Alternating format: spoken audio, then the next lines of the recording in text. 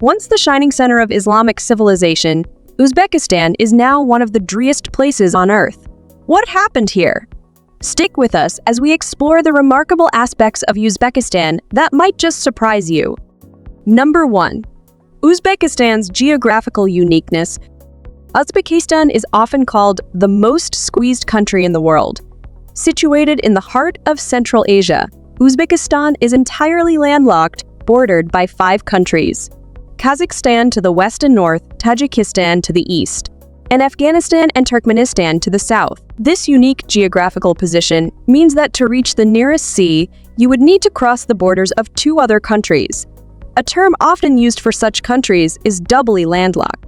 What makes Uzbekistan even more intriguing is that it's the only country in Central Asia to share a border with every other nation in the region. Despite being surrounded by vast deserts and towering mountains, it remains one of the largest countries in Central Asia, spanning an area of 447,000 km².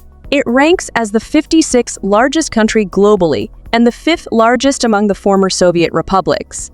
After gaining independence from the Soviet Union in 1991, Uzbekistan's culture evolved significantly. Russian, which was once the dominant language during Soviet rule, remains widely spoken, although the official language is Uzbek. Interestingly, Uzbek belongs to the Turkic language family, which also includes languages like Uyghur and Mongolian, rather than being related to the languages of the Middle East.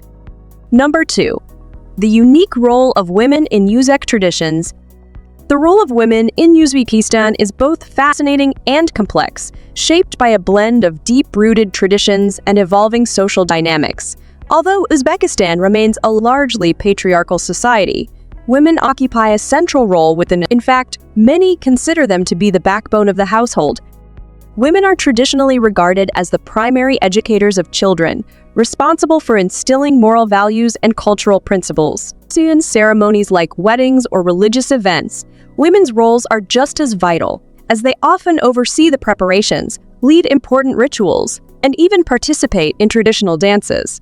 These customs highlight the significant cultural influence women wield within their families and communities. Yet, despite these powerful roles, women are often expected to uphold modesty, symbolized by garments like the traditional panja, and are still bound by societal expectations. When it comes to their duties within the family in rural areas, women contribute heavily to agricultural work, often working alongside men in the fields. However, their contributions don't always translate into equal access to economic resources or decision-making power. While women in Uzbekistan play a crucial role in religious observance within the home, their participation in public religious leadership remains limited. This contrast between private influence and public exclusion points to a wider paradox. Women are powerful in shaping cultural and religious life at home, yet remain largely absent from public leadership roles. How do you think the role of women in Uzbekistan, where they are central to family life but excluded from public leadership, shapes the country's future? Let us know in the comments below. Number 3. Cultural norms and traditions. Uzbekistan is a country where the fusion of Asian and European cultures creates a unique blend, reflected in many aspects of daily life.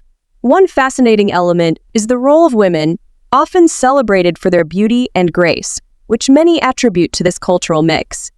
However, there are some interesting customs when it comes to greeting. For example, in Uzbekistan, shaking hands is a practice reserved for men.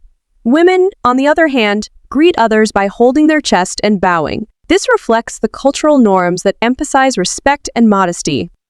If you ever find yourself visiting an Uzbek home, there are a few customs you should be aware of.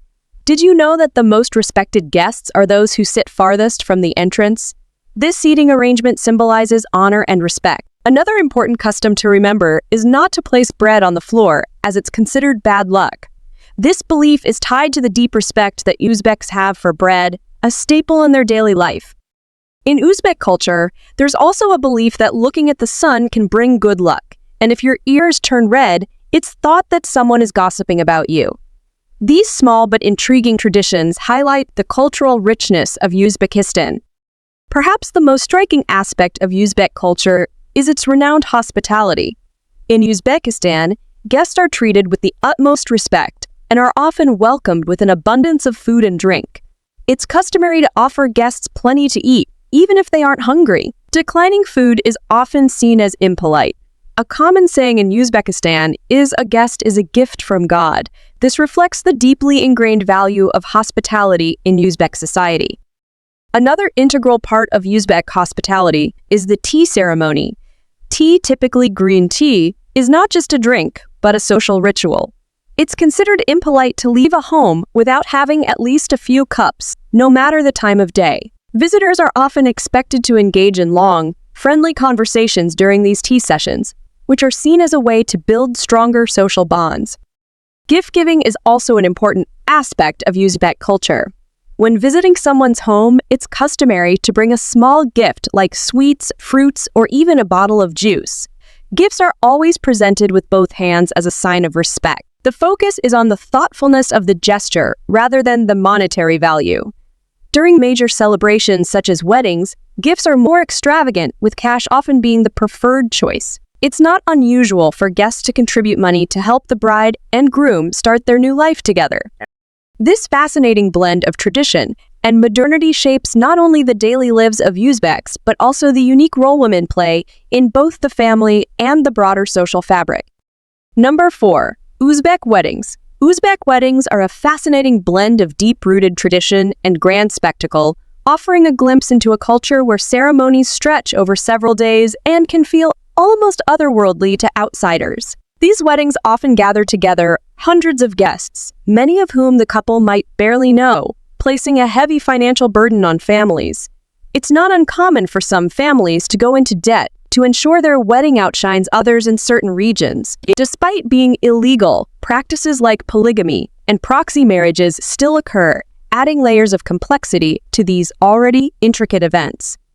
One of the key rituals is Kelen Salam, where the bride bows to her in-laws as a mark of respect, underscoring the traditional gender roles that are still very much alive in Uzbek society. The competition to host the most extravagant wedding often leads to lavish displays of wealth, featuring top entertainers, ornate decorations, and an abundance of food that could feed an army. Gift-giving is also a central part of these celebrations, with families exchanging not just money, but livestock and household items.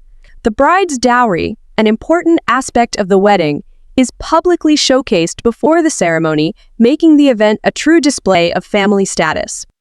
Before the main event, pre-wedding rituals like kashar and the palav ceremony add even more layers to the celebration. Each of these ceremonies has its own unique customs, varying from region to region. In the end, Uzbek weddings are much more than just a union of two people. They are social events that reinforce community bonds and family prestige, though their scale and extravagance may seem overwhelming or even excessive to those unfamiliar with the culture. Uzbek weddings are an extravagant display of tradition and family status. Another far more sobering legacy of Uzbekistan's past is the environmental catastrophe of the Aral Sea, a disaster that has reshaped the landscape and the lives of its people in profound ways. Number 5. The world's second-largest gold mine. Uzbekistan, a nation often categorized as developing with a relatively modest economy, is home to an extraordinary treasure: the Murantal gold mine. This mine is nothing short of massive, stretching over 2 miles in length, nearly 2 miles in width, and plunging almost 2,000 feet deep. It's not just any gold mine. Murantal is the largest open-pit gold mine in the world. Located around 250 miles west of Tashkent, the nation's capital, Murantal holds a unique position in the global gold industry. Since its discovery in the year 1958, this colossal mine has produced over 1,600 metric tons of gold. Each year, it yields over 2 million ounces of gold, making it a critical player in the world's gold supply. What makes Murantal even more fascinating is its geological and historical backdrop. This mine taps into the world's largest epigenetic gold deposit, a formation that continues to baffle geologists. Theories about its origin range from ancient tectonic activities to complex thermal events. But what's clear is that the gold is found in an exceptionally rare geological setting.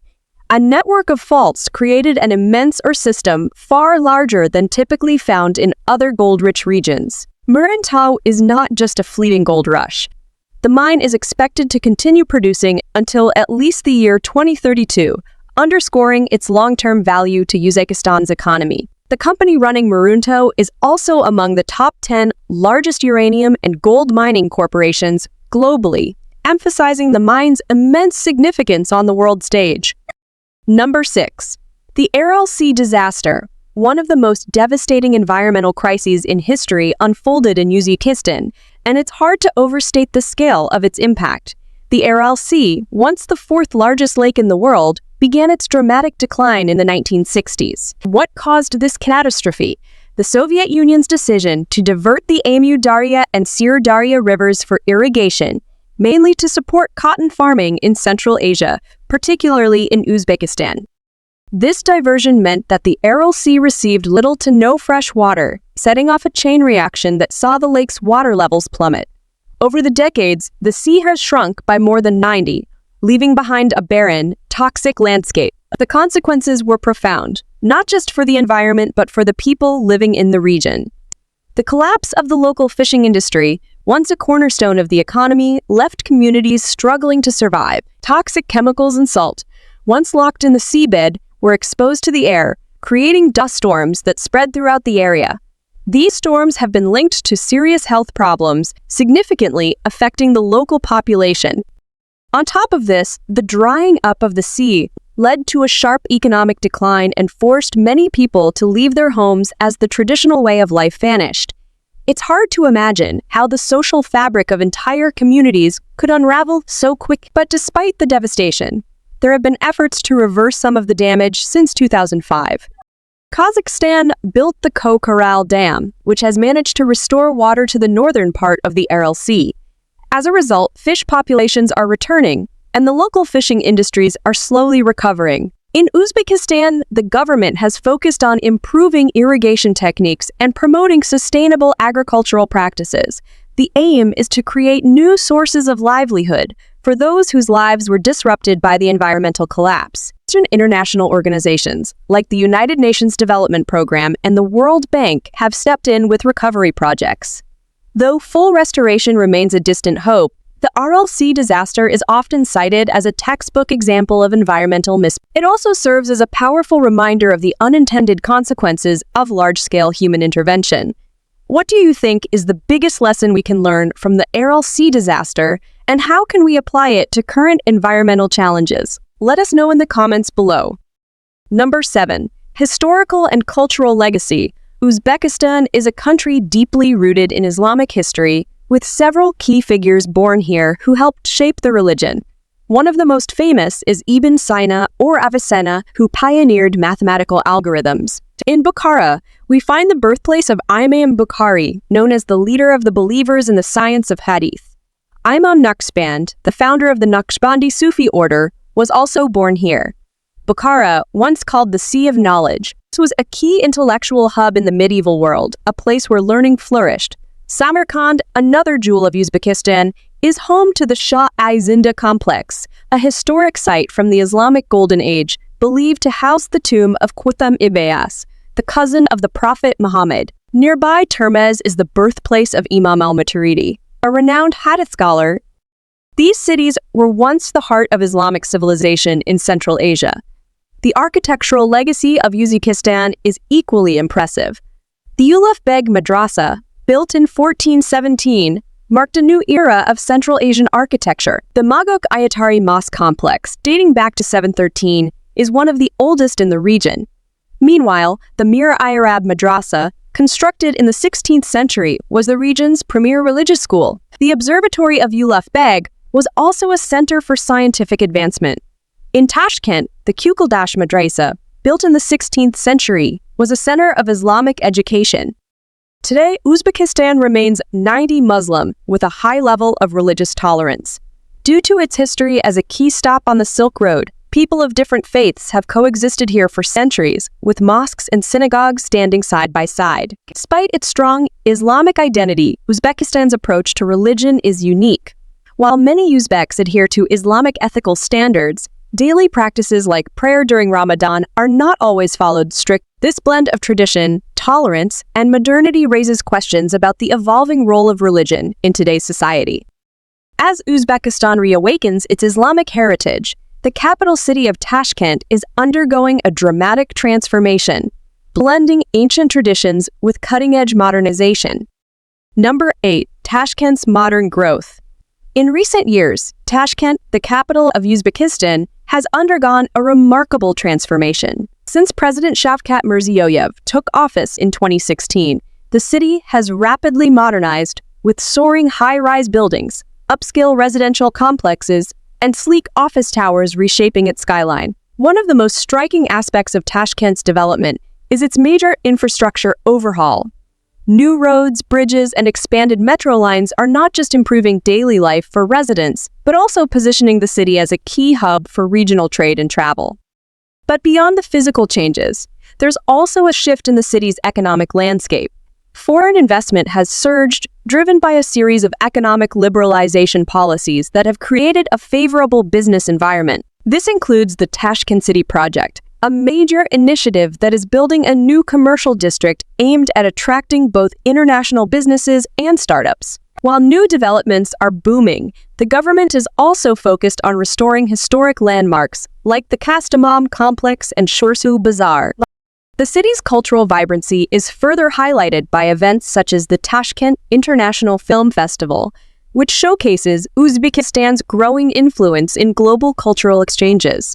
Another key area of growth is Tashkent's tech sector. With the establishment of the Tashkent Park, the city is becoming a beacon for innovation, drawing international startups and fostering a digital economy. Tashkent's growing role as a tech and business hub is catching the attention of organizations like the World Bank, the Asian Development Bank, and even The Economist, all of which see the city's evolution as a symbol of Uzbekistan's broader economic and social transformation. Number 9. The Great Registan Square. In the heart of Samarkand, Uzbekistan lies the Registan Square, an awe-inspiring testament to centuries of history, culture, and architectural brilliance. This grand square, once the bustling center of public life, commerce, and education in the ancient city, continues to captivate visitors from around the world. Surrounded by 3 monumental madrasas, the Registan Square showcases some of the finest examples of Timurid architecture. The Ula Beg Madrasa, built in 1420, was founded by Ulugh Beg himself, a notable Timurid ruler and astronomer. His madrasa became a renowned institution of learning, attracting scholars from far and wide. The Sherdar Madrasa, constructed in 1619, and the Tilia Kori Madrasa, completed in 1660, both add to the square's architectural splendor. These buildings are not just structures. They are masterpieces of design, featuring intricate tile work, majestic domes, and vast courtyards. What makes the Registan Square so remarkable is how it blends architectural influences from Persian, Turkish, and Central Asian styles. The symmetry of the buildings and the grandeur of their design are a reflection of the cultural melting pot that Samarkand once was. It's clear that the square was not just a physical space, but a symbol of the intellectual and cultural vitality of the Timurid era. Under the leadership of President Shavkat Mirziyoyev, Uzbekistan has made significant strides in preserving and restoring this historical treasure. After decades of neglect, the restoration efforts have brought the Registan Square back to its former glory. The painstaking work has been widely praised for its attention to detail and commitment to maintaining the site's historical authenticity. Today, the square stands as a living monument to Uzbekistan's rich cultural heritage and has become a major tourist destination, drawing visitors who are eager to experience its beauty and history firsthand. Number 10. Uzbekistan's stunning Fergana Valley. The Fergana Valley in Uzbekistan is a region that continues to surprise with its natural beauty, cultural richness, and strategic importance. Nestled between the Tian Shan and Pamir Mountains, the valley is a fertile oasis famous for its agricultural output, particularly cotton, silk, and fruit. The lush landscapes, irrigated by rivers like the Saria, provide a striking contrast to the surrounding arid expanses of Central Asia. But the Fergana Valley's significance goes far beyond its natural resources. It was a major hub on the ancient Silk Road, connecting traders, cultures, and ideas. Cities like Marjalan, Andijan, and Fergana are home to a fascinating blend of Uzbek, Tajik, and Kyrgyz cultures. These cities have preserved age-old traditions, from intricate silk weaving in Marjolin to a diverse and rich culinary heritage. It's amazing how these cities continue to keep their craftsmanship alive, with Marjolin silk fabrics being particularly renowned. Geopolitically, the Fergana Valley has always been a region of strategic importance, located at the crossroads of Uzbekistan, Registan, and Tajikistan. Historically, this has led to tensions over ethnic and border disputes. However, recent efforts at regional cooperation have helped stabilize the area, surprising many who once viewed the valley as a potential flashpoint for conflict. What's more, the valley is increasingly attracting international tourists eager to explore its picturesque landscapes, historical landmarks, and authentic cultural experiences. As Uzbekistan continues to develop its tourism sector, the Fergana Valley's agricultural and cultural significance, combined with its efforts at peace-building, have turned it into one of Central Asia's most dynamic and captivating regions. What do you think makes the Fergana Valley so unique? Its stunning natural beauty, its rich cultural mix, or its strategic role in history and modern peacebuilding? Let us know in the comments below, and don't forget to subscribe and follow the channel to discover more interesting things. Number 11. Bread superstitions in Uzbekistan. So bread isn't just something you eat. It's a sacred symbol deeply woven into the country's culture and spiritual life. It's so revered that it comes with its own set of customs and superstitions. You should never place bread upside down. This is considered a serious sign of disrespect and is believed to bring bad luck to the home. The bread should always rest with its rounded, decorated side facing up. When someone in Uzbekistan is about to embark on a journey, there's a fascinating tradition they follow. The traveler bites off a small piece of bread before leaving, and this piece is kept by their family until they safely return. Serpetian, this bread is more than just a snack, it's a symbol of the traveler's safe journey and eventual return home. And get this, cutting bread with a knife is a big no-no in Uzbekistan. Bread is always broken by hand, a practice that's believed to preserve its sanctity. Using a knife is seen as an act of violence against something that represents life itself. In the Kashkadarya region, bread plays a crucial role in major life events like weddings, births, and funerals. It's not just served, it's part of rituals meant to ensure good fortune, health, and protection from evil spirits. Number 12. The tradition of Navruz. Navruz, the celebration of the Persian New Year, is one of Uzbekistan's most significant cultural events. Celebrated on the spring equinox, usually between March 20th and 21st, Navruz has deep roots that stretch back more than 3,000 years to the Zoroastrian tradition. Over centuries, it has evolved into a unique celebration, blending ancient agricultural rituals, pre-Islamic customs, and Islamic influences. In Uzbekistan, Navruz isn't just a day, it's a vibrant season of renewal and community. The holiday is marked by family gatherings, feasts, and public celebrations that emphasize themes of rebirth and unity. Special foods like sumalak, a sweet wheat paste, and pilaf are prepared, symbolizing prosperity. It's a time when homes are thoroughly cleaned to mark a fresh start. Public celebrations across Uzbekistan are filled with traditional music, dance, and sports, creating an atmosphere of joy and unity. One of the most exciting activities is buzkashi, a traditional horse game that draws crowds and is played with intense passion. But it's not all about festivities. Many people visit the graves of their ancestors during Navruz, paying respects and honoring family traditions. Beyond the feasts and games, Navruz serves as a powerful reminder of the unity among Uzbekistan's diverse ethnic groups. The holiday strengthens national identity and fosters goodwill between different communities, building bridges across cultures. It's no wonder that UNESCO has recognized Navruz as an intangible cultural heritage, ensuring that this ancient celebration continues to be passed down through generations. Now that we've covered the essentials for a budget-friendly trip to Uzbekistan, here's a bonus tip that could make your travel experience even more enjoyable. Here's 3 tips for budget-friendly and convenient travel in Uzbekistan. Use marshruts and trains for local travel. Uzbekistan's public transportation system is affordable and efficient. Marshruts, shared minibuses, are the cheapest way to get around cities, while the high-speed Afrozyobie train offers comfortable and economical travel between major destinations like Tashkent, Samarkand, and Bukhara. Stay in guest houses or homestays. Skip the pricey hotels and opt for guest houses or local homestays. Not only are they budget-friendly, but they also give you a chance to experience authentic Uzbek hospitality and culture firsthand. Or dine at chaykhanas, houses. For affordable and delicious local cuisine, eat where the locals go. Chaykhanas serve traditional dishes like plav, lagman, and shashlik at a fraction of the cost of touristy restaurants. Pair it with green tea for a full cultural experience. With these tips, you'll enjoy the beauty and culture of Uzbekistan without breaking the bank.